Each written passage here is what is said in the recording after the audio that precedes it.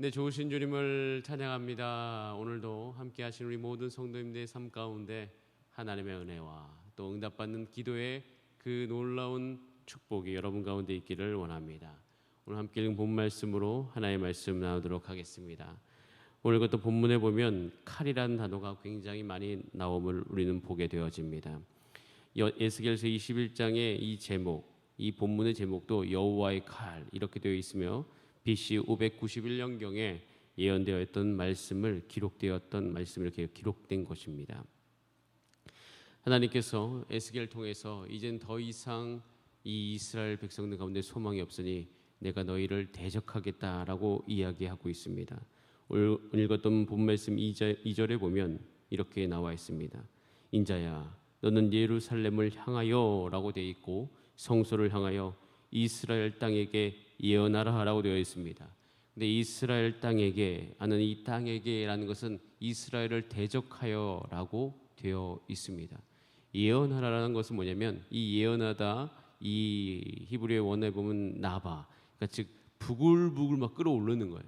이 마음 안에 하나님의 말씀이 임하였고 이제 이것이 부글부글 끌어올라서 이제 거기에 더 이상 어떻게 우리가 물을 끓일 때 이렇게 뚜껑을 닫아 놓으면 그 물이 끓으면 막 뚜껑이 움직이지 않습니까? 그런 것처럼 더 이상 그 안에 가둬둘 수 없는 그것이 있어서 그것이 빵 하고 폭발해 버리는 그런 지경이 일어났다는 것을 이야기합니다. 그래서 어떻게 되어집니까?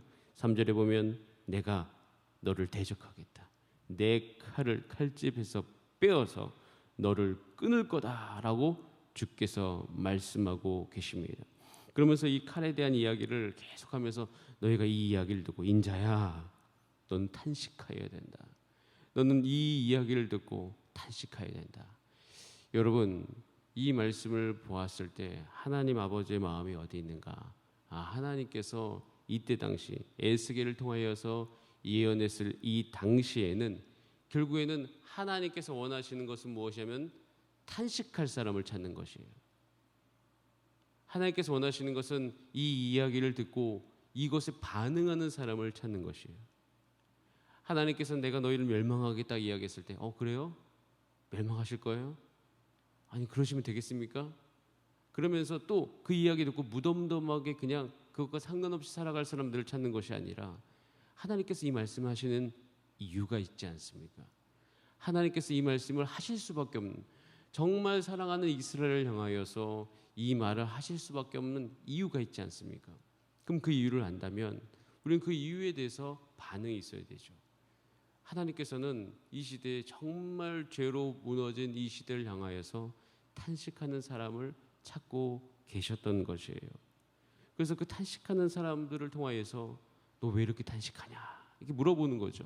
그러면 하나님 아버지의 마음을 그제서야 나눌 수 있는 것이에요. 그러니까 하나님께서는 결국 이 시대에도 이렇게 이 지경이 돼버린 이 땅을 향하여서 이 이스라엘 백성을 향하여서 하나님 아버지의 마음을 나눌 자를 찾고 계셨던 것입니다. 쭉 이것이 반복되어져서 나오고 있습니다. 8절에 또 이렇게 되어 있죠. 여호와의 말씀이 내게 임하였다. 칼이요 칼이요. 그 칼의 목적은 그 10절에 그 칼의 날카로움은 죽임을 위한 것이다 라고 이야기가 되어 있습니다. 그리고 14절에 보면 이것이 죽이는 큰 칼이다. 죽이기 위해서 아예 결정을 하셨다는 것이에요. 16절에 그리고 이야기하시는 카라 모이라 라고 이야기하면서 결국 이 말씀을 쭉 이어가고 있는 것을 볼 수가 있습니다. 절망입니다.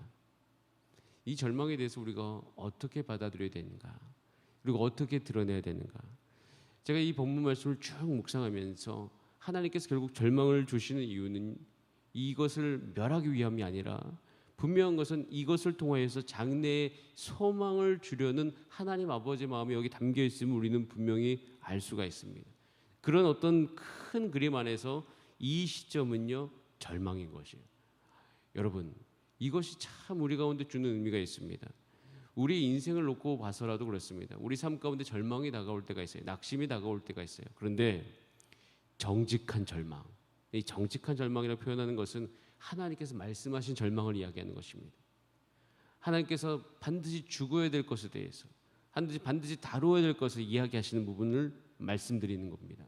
그런 정직한 절망은요 희망의 시작이에요. 우리가 근데 복음이 들어왔을 때 복음은 하나님이 너를 사랑하셔라고 이야기하는 기쁜 소식도 있지만 우리가 죄인이다라고 이야기하는 그런 절망스러운 소식이 함께 거기에 있습니다. 우리는 죄인이기 때문에 이대로 살 수가 없으니 나는 죽고 나의 모든 죄된 자아는 옛 자아는 십자가에 못 박고 그건 더 이상 내 삶 가운데 있으면 안 되니 내 그 삶 가운데 지금까지 살았던 그 모든 옛 자는 절망해버리고 죽어버려야 되는 것이에요. 근데 그것을 우리가 받아들여야지만 새로운 삶이 시작되어지는 것입니다. 그럼 이스라엘 백성은 지금 이제는 완전히 하나님께서 새롭게 하시기 위하여 하나님께서는 작정을 하시고 이제는 이들을 향하여서 절망을 이야기하고 있는 것입니다. 여러분, 근데 이 절망을 우리가 들었을 때 우리 삶 가운데 나올 수 있는 정말 좋은 열매가 한 가지가 있습니다. 이 절망을 우리가 정말 잘 받아들이고 잘 소화하면 우리 삶 가운데 누릴 수 있는 복이 있어요. 그 복이 무엇일까요? 그 복이 창세기로 돌아가면 우리가 볼 수 있는 지점이 있습니다. 창세기 5장 21절부터 24절까지의 말씀을 잠깐 보도록 하겠습니다. 우리 짧은 말씀들인데 한번 같이 읽어볼게요. 시작. 에녹은 65세에 무두셀라를 낳았고 무두셀라를 낳은 후 300년을 하나님과 동행하며 자녀들을 낳았으며 그는 365세를 살았더라. 24절. 에녹이 하나님과 동행하더니 하나님이 그를 데려가심으로 세상에 있지 아니하였더라라고 되어 있습니다. 창세기 5장 21절부터 24절까지 말씀을 쭉 놓고 보면 여기에서 우리가 알 수 있는 것은 에녹이 65세에 무두셀라를 낳았다는 것이에요. 그런데 에녹은 우리가 오늘 찬송가 불렀듯이 하나님과 동행했던 300년과 동행했던 그분으로서 굉장히 우리 가운데 유명합니다. 에녹이 근데 왜 하나님과 300년 동안 동행할 수 있었을까요? 우리가 그것에 대해서 이유를 생각해 볼 수 있습니다. 오늘 읽었던 21절에 에녹이 65세에 무두셀라를 낳았어요. 즉 무두셀라를 낳은 후 300년간 하나님과 동행했기 때문에 무두셀라를 낳은 사건과 그 300년과 하나님과 동행했던 것은 분명히 연결점이 있는 것이에요. 그러니까 에녹이 65세 무두셀라를 낳았는데 그 65세까지 어떻게 살았는지는 사실 잘 모릅니다. 그런데 중요한 것은 이 무두셀라를 낳은 이후에 300년간 동행했다는 것이에요. 그러면 이 무두셀라를 낳았을 때 에녹의 삶 가운데 있었던 일은 무엇일까? 그것은 우리가 무두셀라의 이름을 통해서 분명히 알 수가 있습니다. 무두셀라 유명한 사람이죠. 성경에서 가장 오래 살았던 사람인 거예요. 에녹이 나왔습니다. 에녹이 무두셀라를 낳았던 것이죠. 이 무두셀라의 의미 우리가 몇 번 설교에서도 나눴듯이 이 무두셀라의 의미는요, 그가 죽으면 마지막이 온다는 것이에요.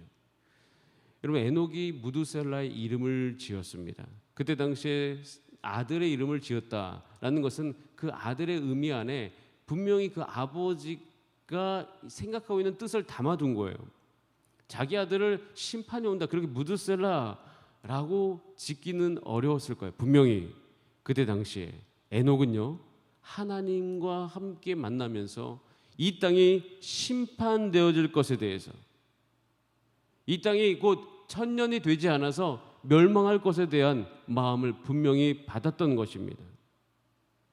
이 자녀가 죽으면 끝장이 올 수밖에 없는 그 시대를 향하여서 에녹은 그때 당시 알았던 것이에요. 그래서 이 심판의 메시지를 에녹이 정말 진지하게 받아들이고 결국 그의 삶은 어떻게 됩니까? 그 심판의 메시지를 받아들인 이후에 동행하는 삶이 되었다는 것입니다. 그럼 이것이 너무 중요합니다.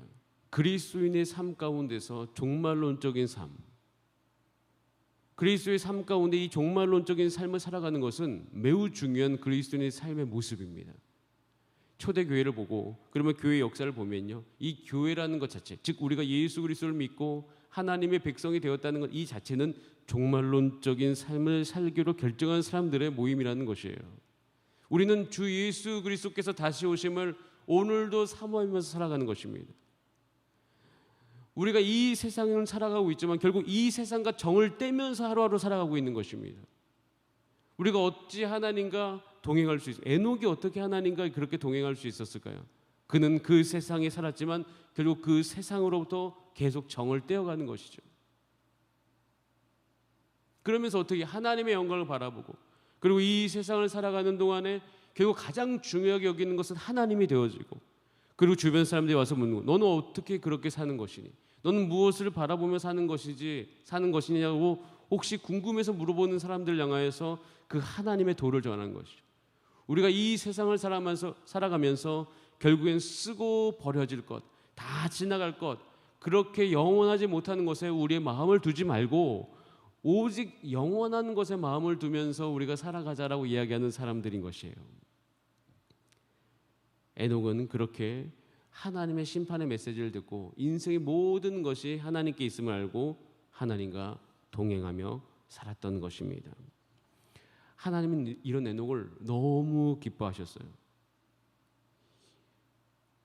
하나님의 심판의 메시지를 받아들이고 하나님 아버지의 마음을 받아들이는 자는 그 삶 가운데 하나님을 기뻐함이 있습니다.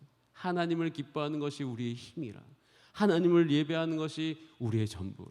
하나님을 기뻐하는 것이 우리의 삶의 정서의 핵심. 하나님을 기뻐하는 것이 오늘도 내 자부심. 이렇게 살아가면서 하나님과 동행하며 살았던 것이에요. 이것이 하나님께서 오늘도 우리 삶 가운데 찾으시는 하나님의 백성의 삶인 것입니다. 에스겔, 이사야, 예레미야, 그 수많은 선지자들, 그 선지자들은 그 인생의 살아감에 있어서 하나님 아버지의 심판의 메시지를 선포했던 사람들입니다. 옆에서 보고 있으면 그렇게 심판의 메시지만 선포하면 결국 그들의 삶 가운데는 괴로움이 있을 거라고. 그러니까 실질적으로 괴로움이 있는 것도 우리가 보았습니다. 그들이 누렸던 복은 무엇일까? 그것은 하나님이 그를 기뻐하시는 것, 하나님의 마음을 계속 그 사람 가운데 나눠주시는 그것이었습니다. 여러분, 오늘도 우리가 에스겔서를 묵상하고 있으면서 우리가 우리 인생을 향해서 사모하고 있는 것, 그것이 이것이어야 되겠다라는 생각을 하게 되어집니다. 여러분, 아까 말씀드렸듯이 에녹이 무두셀라 낳았죠. 무두셀라는 그 뒤에 보면 라멕을 낳습니다. 무두셀라는 187세에 라멕을 낳았다라고 창세기 5장 25절에 기록되고 있습니다. 또 라멕은 182세에 노아를 낳았다고 26절에 기록되어 있습니다. 자, 여러분, 그러면은 한 가지, 무두셀라가 노아가 태어났을 때 무두셀라의 나이는 369세예요. 369세. 무두셀라의 총 수명은 969세죠.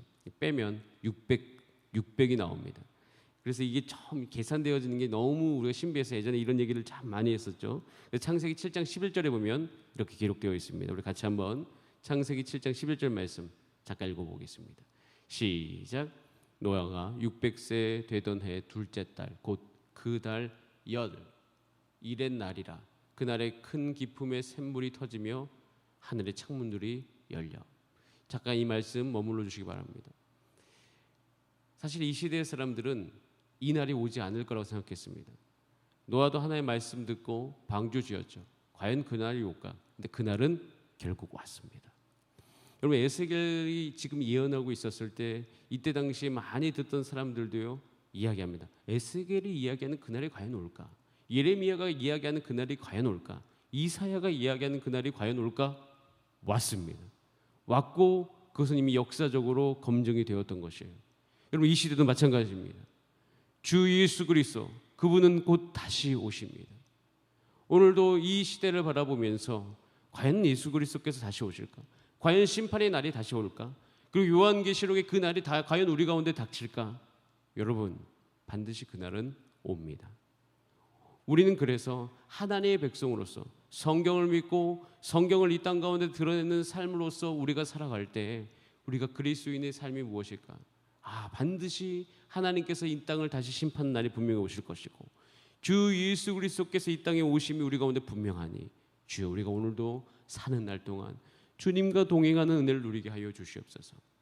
오늘도 하나님께서 탄식하면서 이 땅을 향해서 울고 또 이 땅 가운데 하나님 아버지의 마음을 드러낼 자를 찾고 계시는데 주여, 그것이 제가 되게 하여 주시옵소서. 그렇게 함께 기도하면서 하나님의 기쁨이 되는 그런 은혜를 누리시는 저와 여러분의 삶이 되기를 원합니다.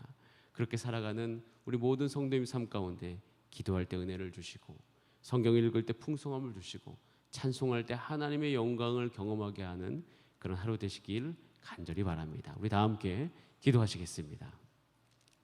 이 시간 기도하실 때 하나님, 나의 삶이 이 정직한 절망과 심판을 받아들인 삶이 되게 하여 주시고, 우리의 인생을 통하여서 하나님과 함께 동행하는 삶의 의미를 누리게 하여 주시고 풍성함을 누릴 수 있도록 인도하여 주시옵소서. 우리도 함께 주여 한번 부르신 다음에 합심으로 기도하시겠습니다. 주여